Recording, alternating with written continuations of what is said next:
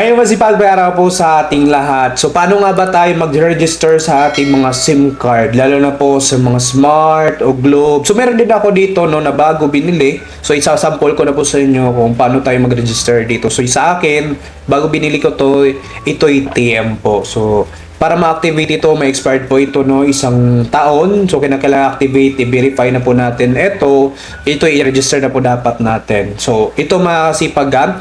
So, ito yung number ko, TM ko, and then, sasaksak natin to, ilalagay na natin sa ating phone ito, sa ating mobile phone. And then, para pag once na hindi nyo po memorize yan, kailangan memorize nyo po ang inyong number.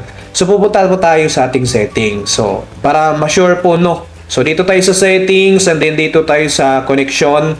Hanapin nyo po yung SIM manager. Ayan. SIM manager, ayan po, no. So, ito sa akin para ma-sure natin, no. Kasi baka hindi nyo po memorize dahil bago pa. Screenshot nyo na po. Ayan, screenshot sa akin. And then, back na tayo para ma-register na po natin itong ating SIM card. So, ito sa akin, no. Sample ito. Ito ay Globe. So, search tayo dito. Globe registration. So, Globe registration kasi ito ay TM, no. So, Globe SIM registration. So, tap natin yung Globe SIM registration. So, dito may nakalagay dito no, na kinakailangan dito meron din po tayong valid ID po na may provide po. So, kinakailangan po dito yung sample naman nila kung meron ka dyan SSID, ayan yung with ID. Hindi po pwede dito yung student ID no, kasi wala po siya lang nakalagay. Ang meron lang kasi talaga dito driver's license, ayan, national ID no. So, siguro naman yung iba naman dito yung mga teenager, meron ng mga national ID. At kung wala, so pwede po kayo magkasipag na magpagabay kung sino yung magulang nyo, yung guidance nyo po, no? Or kung sa businessman iyan, so sila na lang po yung magpaparegister dyan, magpagabay kayo. So, kinakailangan nyo po dito ng valid ID kasi i-scan po yan nila yung documents nyo po. Kasi nga, kung yan ba, kasi i-verify nila kung yan ba ay sa inyo talaga. Lalo na yung address niyan, pag fill out nyo po. Kasi meron tayong i-fill up dito for registration form po sa ating mga address. No, ganun na talaga kaiba ngayon kasi ang dami ng scammer ngayon para mas madaling ma-detect kung sino yung mga scammer ngayon na naluloko ng mga kapwa, no, na pagdating pa sa pera. Alam niyo naman po yan. Then, pagkasunod na fill out natin, ginagalaan dito, i-review mo muna natin bago tayo mag-submit, no? I-review muna natin yung mga personal details po natin kung tama na ito, bago ito submit. So, dito na tayo, continue na tayo, no? Continue, then lagay nyo po ito yung number nyo. So, kinakailangan yung number natin kasi mag-send po sila ng OTP. Kinakailangan yung lugar na yon, yung area mo na pinag-registrasyon ay malakas ang signal dyan. Para pag once send nila yung OTP, one-time PIN, so darating na agad doon sa inyong mobile number po. Dito, lagay nyo po yung number. So, dito naka-screenshot naman po ako yan, no? So, yun yung inano ko, yan o. So, wag na kayong maglagay ng 09, no? So, lagay nyo lang po yung 9. So, diretso na, wag na yung 0. So, yan, 773-38059. Ayan po. Double check. Ayan o. Ayan. So, wag na nyo na po ilagay ang 0, ha? And then, check nyo po yung box. Ayan o. Then, request PIN. Ito na. So, kinakailangan talaga na malakas yung signal. Guys, sa akin, no? So, itong sa akin, makikita nyo na po dito, no? Yung data na signal ko ay mukhang wala. Ayan, no? So, internet lang. So, kinakailangan lalabas ako para pag nag-send ito na OTP dito sa number na ito, ay mababasa natin. So, ayan, makikita natin. Ayan, no? So, hindi agad-agad magsisend dyan, kaya lalabas muna ako. Para magkaroon ng signal yung data ko.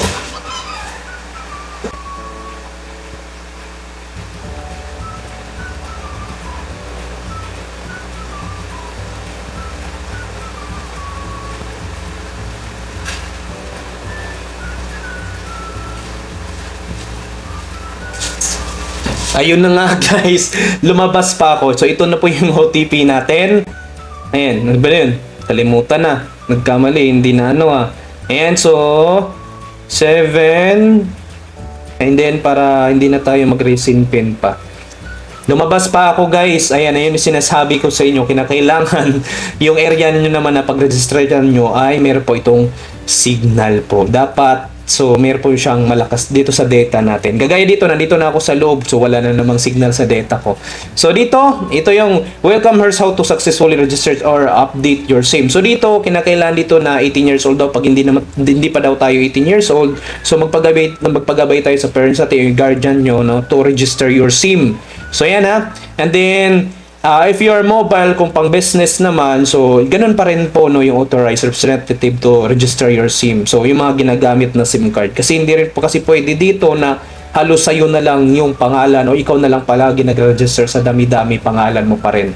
No, so kinakailangan dito kung ano yung gumagamit doon sa SIM card na mas maganda, siya pa rin po yung nakapag-register yung pangalan niya. So make sure, ito na make sure you have one valid ID, active government issued ID with a picture of your face.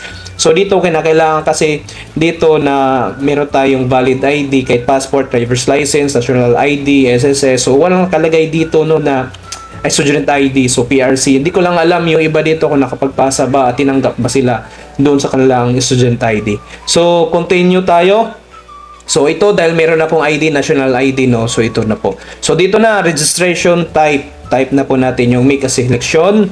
Dito, I'm a Filipino SIM owner. And so, kung I'm a parent or legal guardian registering the SIM of a minor. So, dito na po, yun yung ibig sabihin dito na kaya kung ikaw po ay minor edad pa po, so ito na po yung ni-request dito ni Globe na kinakailangan kayo po ay magpagabay o meron kang legal guardian na sila po yung magpaparegister sa inyong SIM card. So, tap na ako kasi adult naman na ako, diba?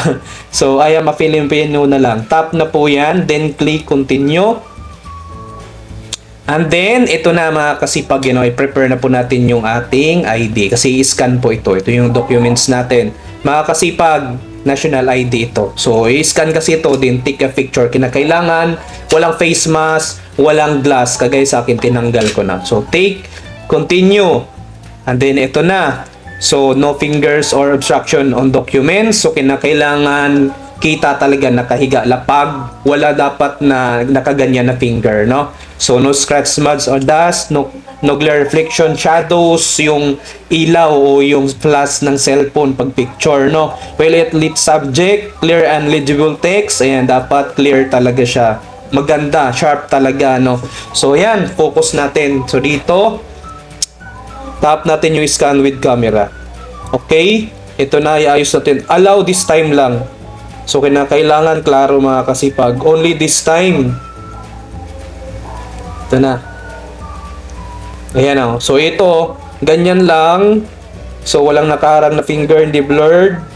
Dapat maliwanag. Kasi, i-verify nila to mga kasipag, lalo na po sa mga pinipill up natin, yung ating personal info. Ayan. So, okay naman. Continue.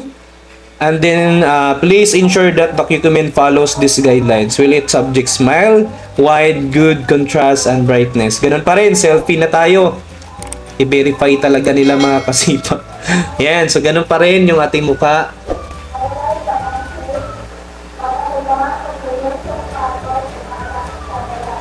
Pa-cute na tayo. Nagkurap-kurap na yung aking Continue. O, continue na tayo. Trust unless you succeed. O, hindi na siya failed. So, succeed na siya mga kasipag. Tap continue. Kaya talaga try again and try again. So, dito na tayo mag-fill up. So, ito yung name ko. Nakuha na niya. Suffix okay naman. Double check lang talaga no, yung personal info natin. Unit, then street. Ayan. So, province or state. City, barangay. Ayan o. So, dito na natin ilagay. So, double check pa rin no, dito sa inyong pangalan, apelyido. Ayan. So, dito na tayo. So, ito naman sa amin ay street lang word. So, kailangan talaga to. Tap continue. Ito na. So, review your summary. So, yung personal info, no. So, i-review nyo. Check nyo po yung number. Yung same user description. Ayan. So, okay naman yung apelyido, pangalan. Kasi dito mga kasipag, pag sa gumagawa tayo ng kalokohan, naging scam tayo. Madedetect na tayo, malalaman na tayo ng mga kapulisan. So, talagang huli tayo. So, dito, submit na natin, continue. Tap pala box para mag-highlights. Yan. Tap nyo, select nyo yung box. Yan. We're processing your SIM registration. So, dito na po malalaman natin kung, ayan o, your SIM is now registered. We will send you a SIM arrest confirmation shortly. Please save the number below for the further reference. Ayan o. So, register another SIM. So, go to home na tayo kasi wala na tayong i-register pang ibang SIM. Ayan. Ayan mga sipag. So, ganun lang po kadali mga sipag, mag-register po ng ating SIM card. Mga kasipag, ito paalala ko lang po sa inyo. Pag once ang inyong SIM card po ay hindi nyo po luludan ng ilang buwan, isang buwan, magme-message po yung network, si Globe o si Smart. Kung mabot ito ng 2 buwan, 3 buwan, hindi nyo pa rin ito niluludan kahit balance lang possible kayo dyan na i-deactivate po yan nila. So, ibablock po yan nila yung SIM card na yan. Kasi ayaw na po nila pag hindi naman ginagamit kagaya sa akin, kaya bumili po ako na bago ngayon. Dahil po doon, nang hinayang ako dahil dalawa yung SIM card ko, yung isa lang ang lagi kong ginagamit, kasi yung isa naman ay bira ko lang niloloadan. Pero yung dalawa na yun, same ko yung ginagamit sa email ko, sa aking mga social media. Ngayon, ang nangyari dahil yung isa, hindi ko naman niloloadan, ginagamit ko lang siya doon sa pang-email sa social media. Kailangan pa talaga, hindi lang dito bine-verify o nire-register, kundi luludan din pala. Pag once malaman ng network na parang bumili lang ito ng SIM card, para ganun lang, hindi sila nakikinabang, hindi sila kumikita, ayun.